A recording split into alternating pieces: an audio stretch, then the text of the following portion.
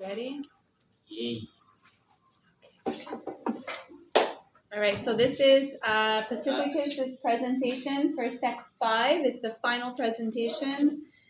And then after this, he has 2 parts to write, and he's done with English. Yay! Students normally don't present in front of the class, but Pacificus graciously offered to. So thank you for that. He insisted on presenting. Literally from last week. There's not a crowd. There's not a big enough crowd. So anyways, the floor is yours, and thank you for sharing this presentation with all of us. Oh, you're welcome. You guys are definitely going to love it. Okay, so good afternoon, everyone. Today I'm going to present you a presentation on the effects of liberalism. I can't. Can click on the screen. Yeah, but I can't actually see.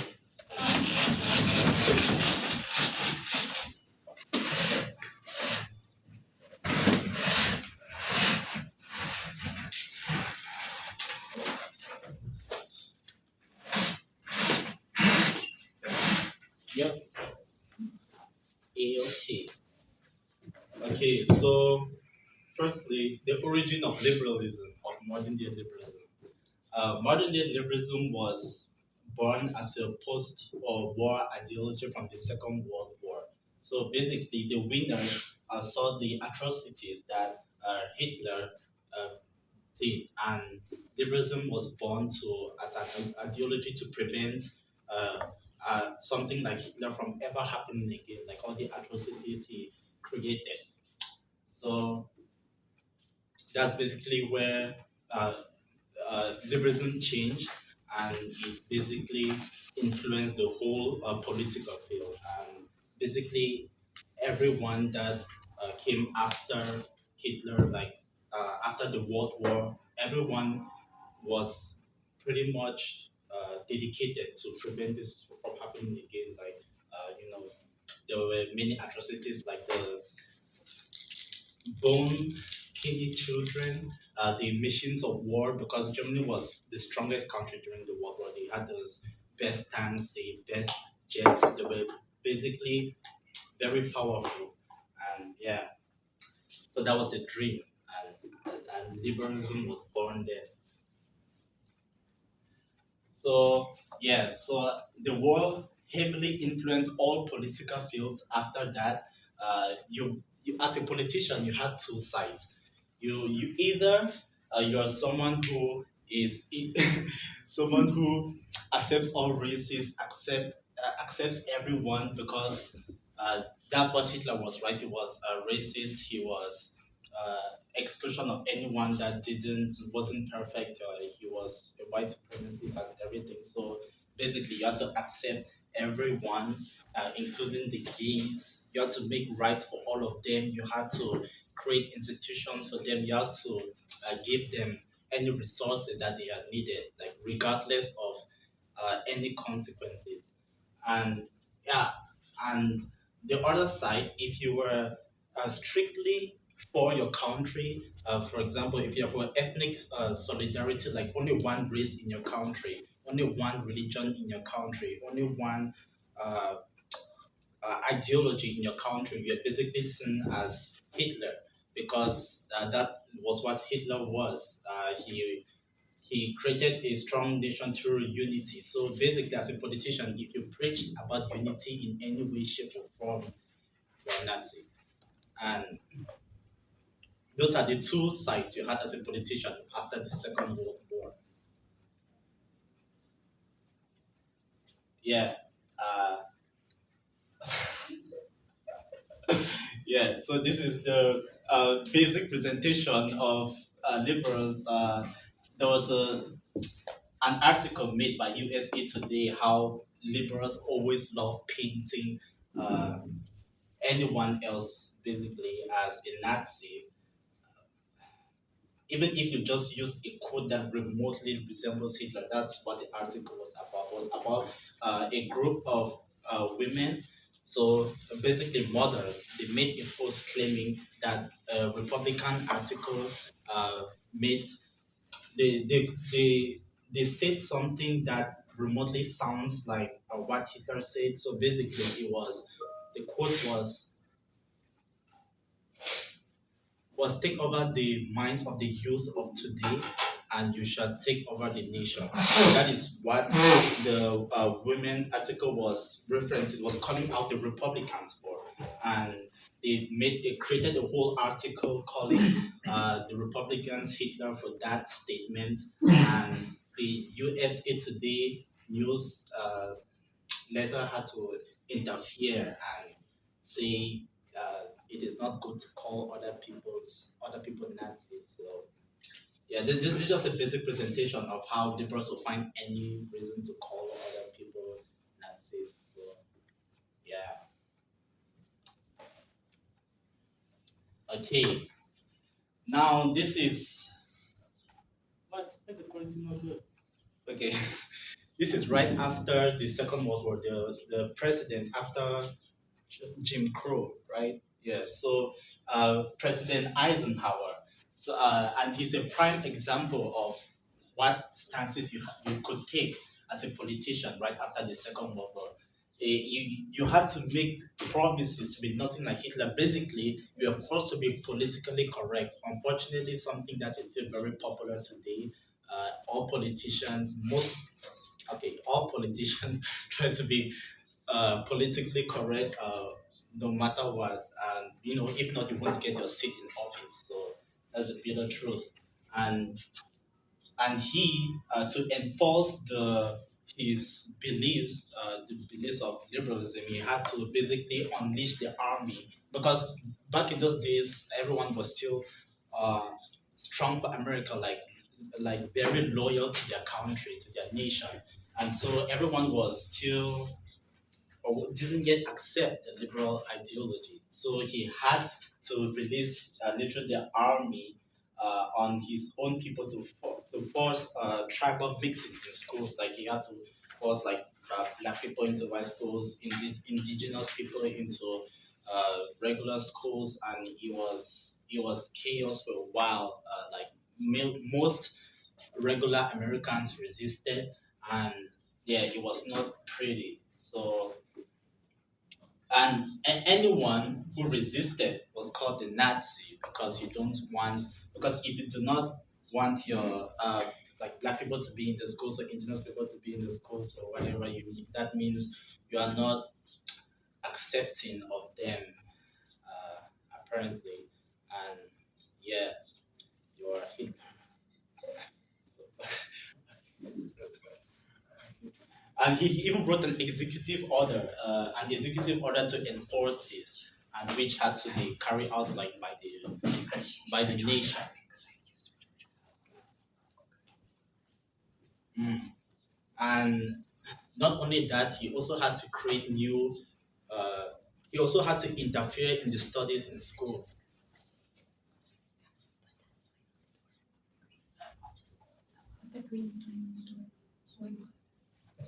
Behind Pacific is a slide. Sorry. It's been a while.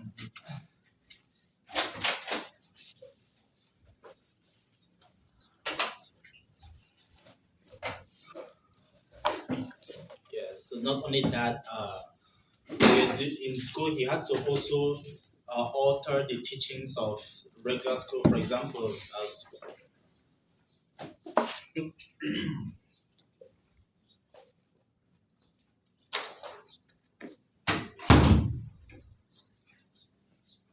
so by that time schools uh, were still praising the founding fathers of the nation, for example, and the founding fathers now were by liberal. The liberal ideology was seen as uh, racist, basically. So they had to alter courses. He altered courses in school that praised the founding fathers of America. He had to put in studies for other nations. like studies for African ideologies, studies for indigenous ideologies, studies for LGBTQ, that type of stuff. He had to basically try to train the regular American child to respect every, to know and respect every ideology under the earth, like under the sun. And yeah, so that's what he tried to do by with the liberal ideology and everything. Okay, now now to now the truth of how equality is equity and in theory and in practice, because again the liberal ideology emphasizes on equal opportunity for everybody, like everyone should be held at an equal standard. And in theory it sounds like this: you should just uplift others who are being uplift others who have been in unfortunate circumstances, and so they shall be at the same level as those who have basically worked out their whole life and attained what they have through hard work. So, but in trying to do something like this, you instead,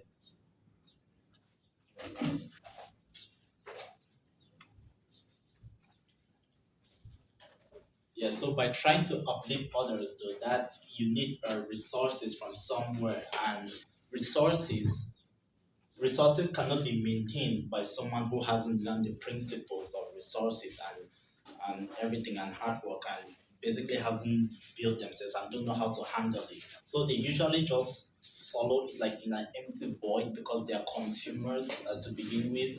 And when they try to get resources to elevate this guy, they have to take it from the rich guy, and it usually brings the guy who has created value usually seizes his own value and basically uh, puts him in a bad position just to be able to put these people to put everyone in an equal stance. Which never works. Yeah.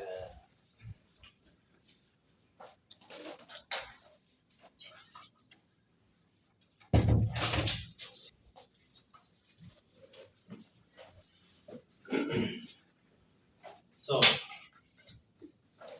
another truth about equality, we are all different genetically, whether we like it or not. We are all built differently.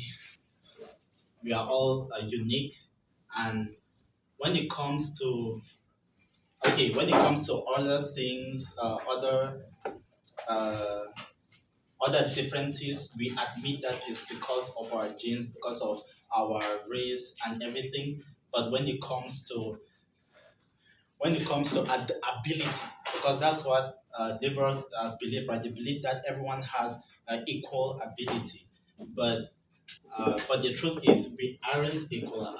We don't have equal ability, and when they are presented with the possibility of everyone having equal, different ability, like some less than others, they say it's all purely economic factors. Because of oppression, or they basically don't have enough resources. But the truth is, no amount of resources will help you if you do not have the ability to use it. So yeah, usually it's basically a misconception. It's basically I don't know, a dream. It, yeah, it's like we're all different genetically, like we all have different ability, at the end of the day.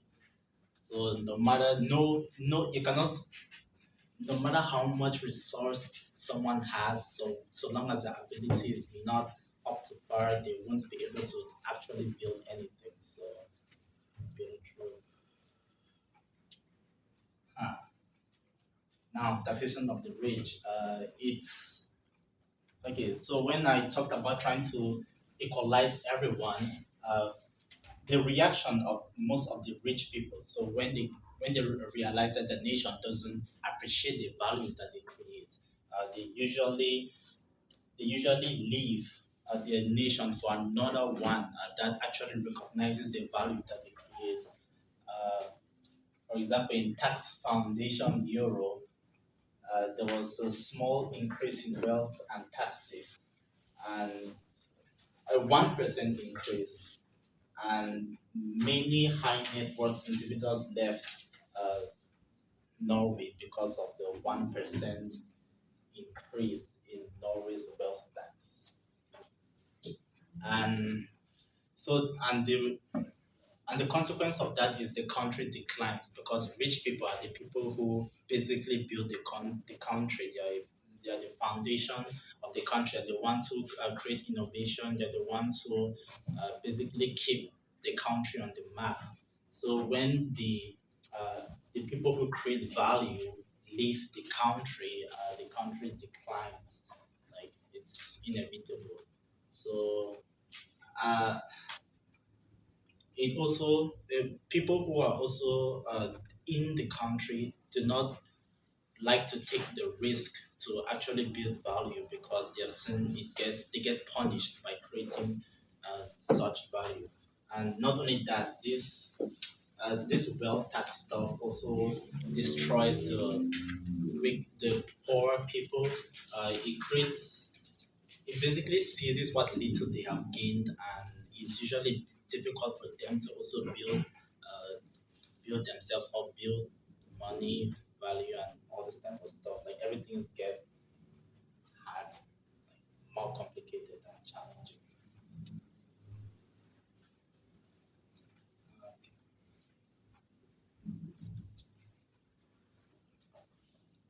Okay, so this is an example of uh, a country who.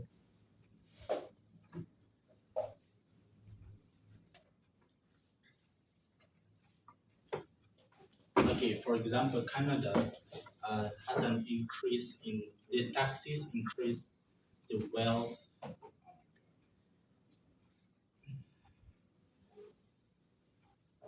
Okay, because Canada wasn't able to create. Canada has a lot of land, okay, and when the entrepreneurs leave, they won't be able to create as much houses, and the little houses that are there they get more expensive as more immigrants come in.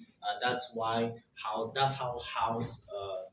the price of housing increases. Basically, more immigrants, less creation of houses because all the entrepreneurs have left, and more demand, high demand, more people coming in for the thing, and then they don't have enough production. So it usually creates bad things like this. And the government also tries to tries to balance this by uh, by spending more, which they have to print more money for. So it creates inflation because again the entrepreneurs have left. And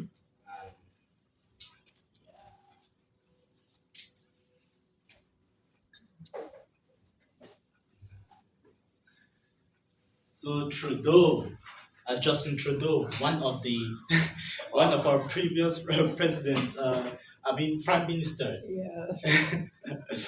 This is his government debt compared to every other prime minister that's ever existed in Canada.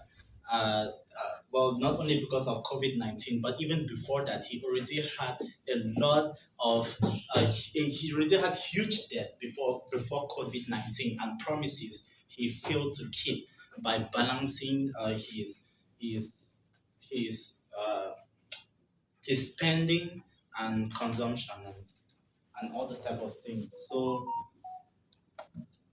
he also introduces a lot of programs because he tries to elevate, he tries to create equality, right? He tries to, for example, give money to the homeless so they are no longer homeless. He tries to basically anyone who is less fortunate, he tries to just give money to them, give resources to them, believing that it will just raise them up. And by the way, you're seeing 659 billion compared to all previous prime ministers. These are all the debts combined, right? It's only 634. So funny thing is, up to 2024, it rise up to 1 trillion in 2024. Like Trudeau's government debt rose to 1 trillion up to 2024. So yeah, it took the cake.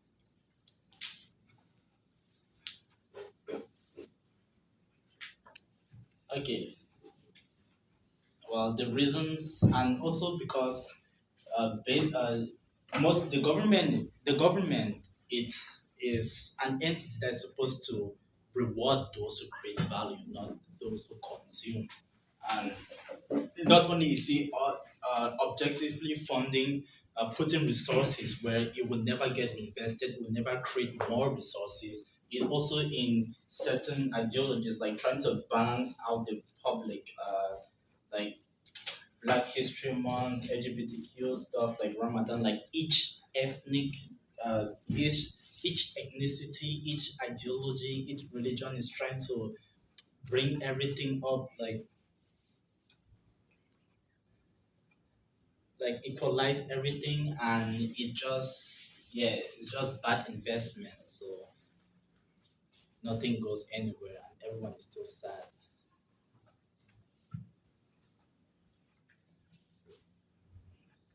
Okay, now back to the origin. So while liberalism is something that objectively, from its birth, it tried to prevent a very horrible thing from happening again, like Hitler. The truth is, all its ideologies is something that prevents a powerful nation, because again, uh, though Germany and Hitler created did very evil deeds, uh, they were only able to do so because they are truly powerful, and they got powerful through unity. And basically, liberalism is all about division of the nation. So it literally tries uh, to weaken the nation as much as possible, because liberals believe that anyone who is in power, anyone who is in power is objectively evil. Like they just believe powerful person equals evil person, and so they just hate on all powerful people, like uh, fathers, priests, media influencers. Of course, these are people. So long as you have not agreed with the liberal ideology, you are seen as evil, because you are telling people what to do, and apparently everyone deserves freedom. So anyone high in a leadership position, in an authoritative position, is seen as evil. And and so yeah, uh, they also try to create division in between the state, because a divided nation is a weaker nation, and a only united nation is actually a powerful nation. So yeah, okay. And if you're a powerful individual, the liberal ideology uh, tells you that you have to give your value away to the less unfortunate people, because again, you believe that as a powerful person, to get that power, you have oppressed people. uh, so a powerful person is evil and oppressive, and you are meant to give all your value away to all others who have been less fortunate at any time in their lives. So yeah, that's why most powerful people are so against liberalism. And why liberalism is, I can't give my finger. You already did a lot. Yeah, a few times. Too much. Wait, it's based on the researcher. Okay, this is how we lost our previous election. So in our previous election, McCartney, the winning guy who won the same way. What's her name? Wow. who was Trump against in 2024? Kamala Harris. Yeah, Kamala Harris. The same strategy that Kamala Harris used to get into office, that's what Macron used. And he won very effectively. Basically, he kept putting Donald Trump as the evil bogeyman. Like Donald Trump is out to get you. He just enforced this guy as someone who will basically like it like someone who is so tyrannous. So uh, so many people agreed with him. Like there were polls that asked why most uh, most voters voted for him, and it was basically for to defeat because he's a good guy against Donald Trump. So he he made sure to paint Donald Trump as such a very bad guy and inflicting fear on the regular Canadian citizen, which made them vote for him. So like, but if that guy gets in power, we're going to lose our resources. He's going to he's a racist and everything, and he kept saying that in his campaigns, especially on Twitter, but he didn't call him a racist outright, but he always kept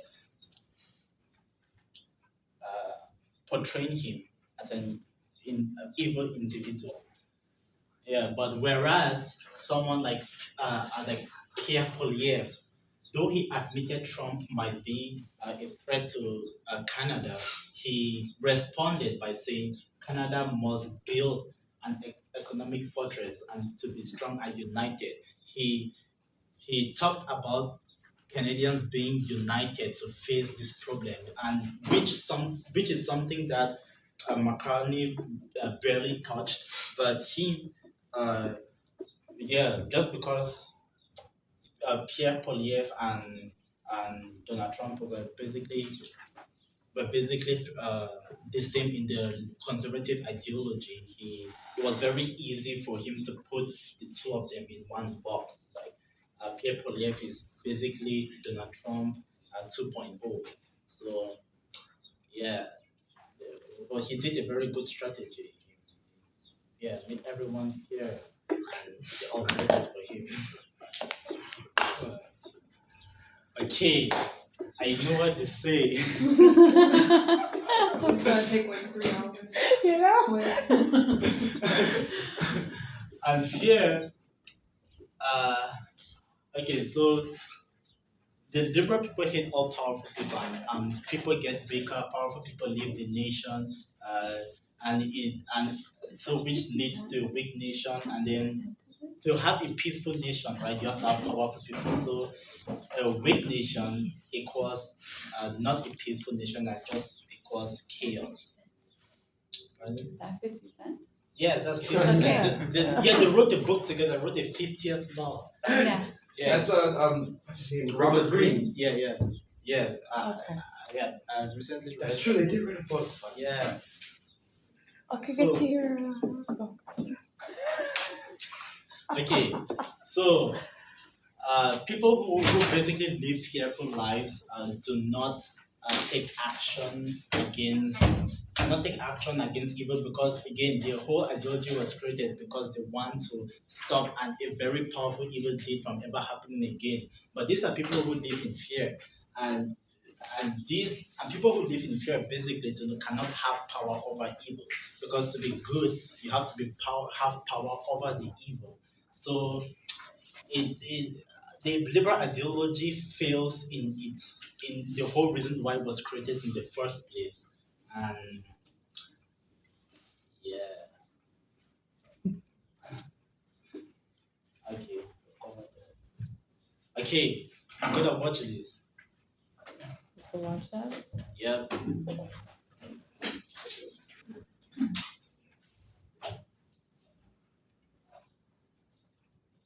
Now this will be the highest IQ man, Young Jun Kim. Yep. He's the highest IQ man, and he basically also had to interfere with his own nation, South Korea, and because the Paste down the liberals. URL, Sorry, like on the top. that's what I tried to do. It didn't work. Oh. Was never copied.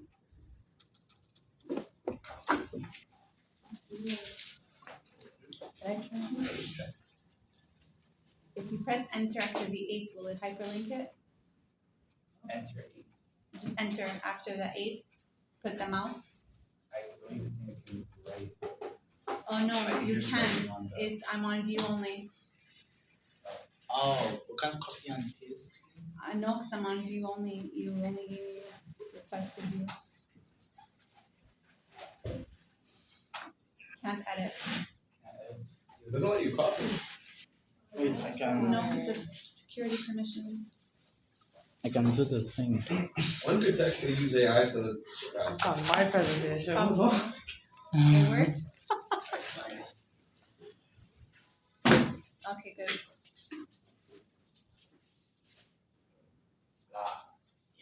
Volume I am John King, on the keyboard. South Korea, known as the highest IQ man in the world. Today, let me tell you the truth. The left doesn't want you to hear. Poverty is not solved by government checks, handouts, or slogans about equality. Poverty is solved by creating wealth, jobs, innovation, growth.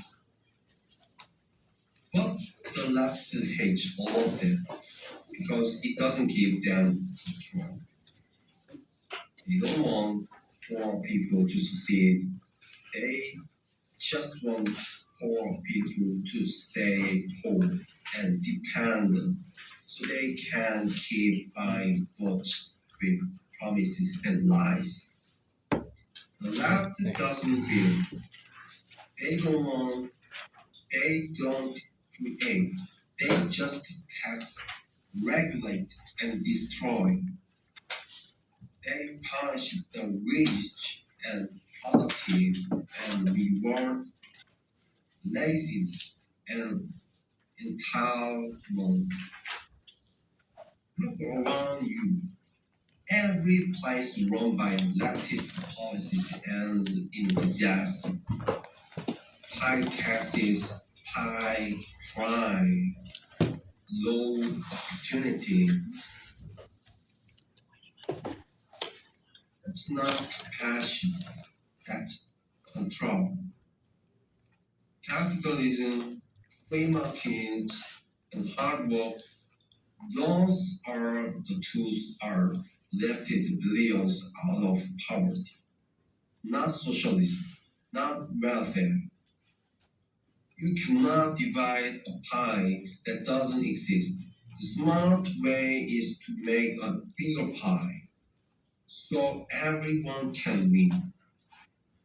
But the left just wants to cut it into smaller and smaller pieces until there's nothing left.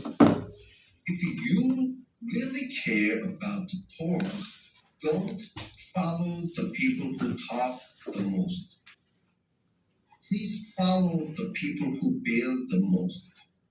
Because in the end, success not a crime. Success is not a crime.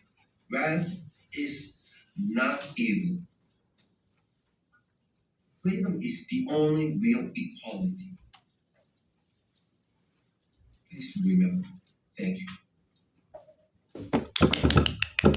Alright, yeah. Are you done? Wait, can I see the PowerPoint?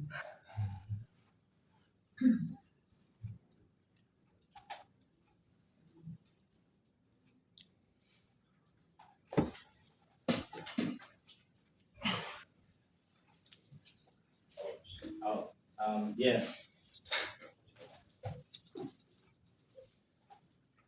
Okay, but I can't hold, I can't put your full screen, so you're just gonna have to. Oh, I know. 20%, no? Pardon? I did that for 11. When I press present, it's going to the first page. Go all the way down.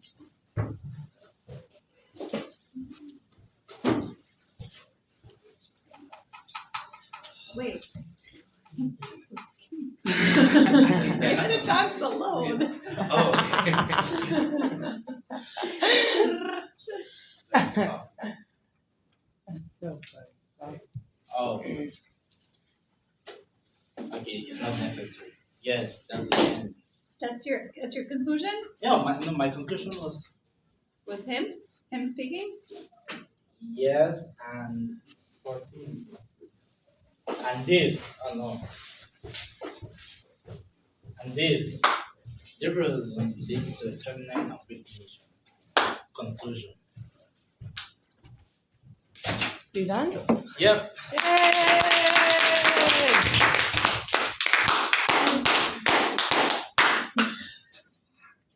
What's the time? Okay, hold on, let me just save it. 3:27.